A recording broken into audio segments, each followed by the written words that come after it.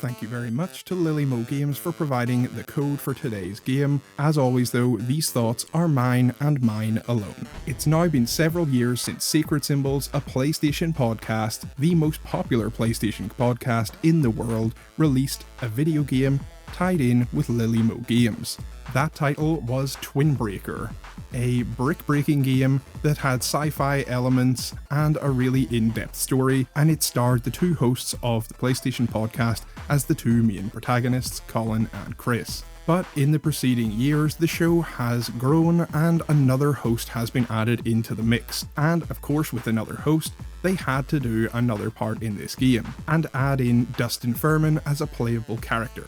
So now we have Tribreaker. The trio of Secret Symbols hosts now take on a brand new story and challenge in this new Brickbreaker. And I'm just going to give you my overall thoughts on the game so far. I haven't actually got the chance to beat it, but I'm about 3/4 of the way through and getting there with the trophies as well. So starting off with the story, there's a bit more comedy this time. It's a bit less serious in terms of the writing, so it fits more with the actual feeling of the show, and I think this is probably for the better.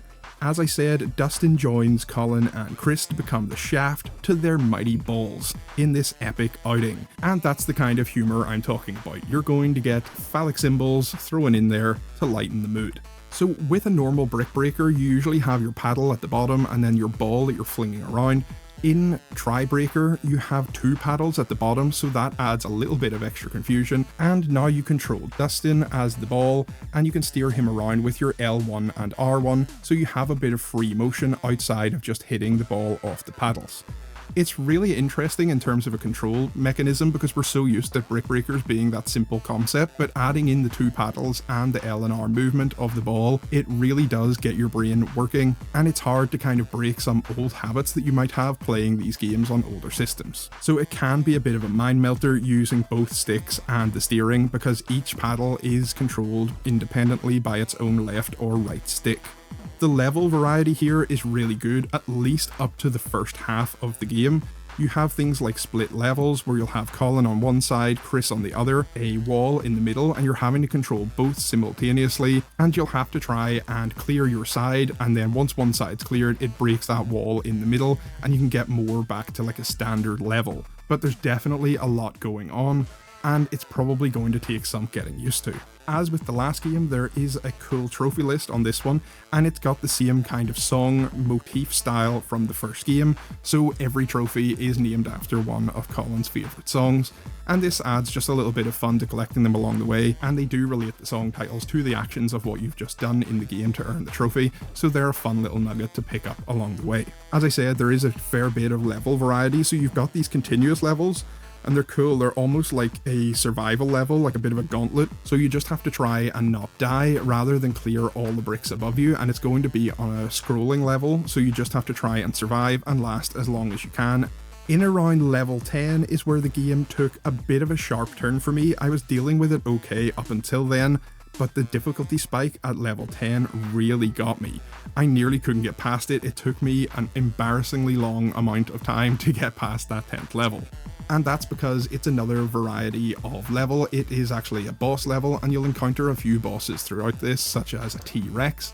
It's really crazy stuff for a Brickbreaker, and that gives it its own kind of unique feel, but I definitely think the difficulty shouldn't have spiked just as high at level 10, given how relatively simple the first 9 levels were for me. And in terms of the variety of levels, this is when the game started to get a little bit strange for me, because it went from being a Brickbreaker to veering into other genres of games and having different styles of gameplay, and this is where the game kind of lost me a bit. Don't get me wrong, the brick-breaking bits are fantastic, there's some really creative stuff.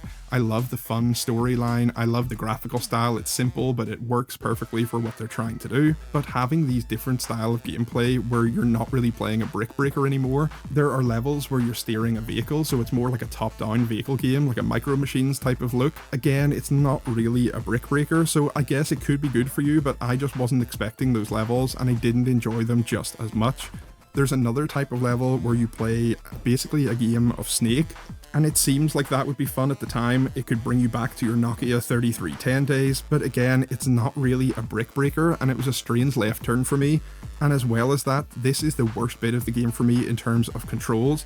I had no real issues other than this, but during those snake levels, everything just seemed too imprecise. It was too easy to hit a wall. It looked like you almost wouldn't hit the wall and the detection was out of place, and it just seemed really unfair. There's a fair bit of trial and error come this stage of the game, and you don't get too badly punished. You don't have to go right back to the start of the game or anything, but it was frustrating restarting levels for certain aspects that weren't explained up front. Hitting certain tiles will give you a game over, and it just seemed a little bit unfair. But I don't want to rag on this game.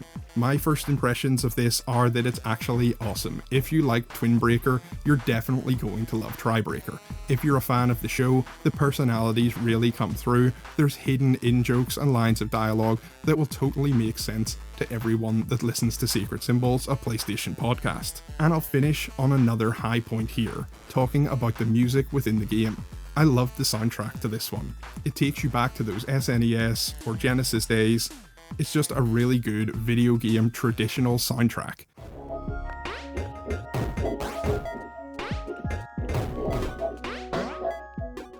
And it fits the style of the game perfectly. As I said, I haven't beat the game yet, so this isn't a full review, but right now, if I was to grade it, it would be 3 out of 5, but it may get better in that final quarter. I definitely think it's worth playing if you're a fan of the show, or you enjoyed the first game, or if you're simply interested in a weird indie brick breaker with a little bit of a science fiction twist. Thank you very much for watching, and I'll see you guys in the next one.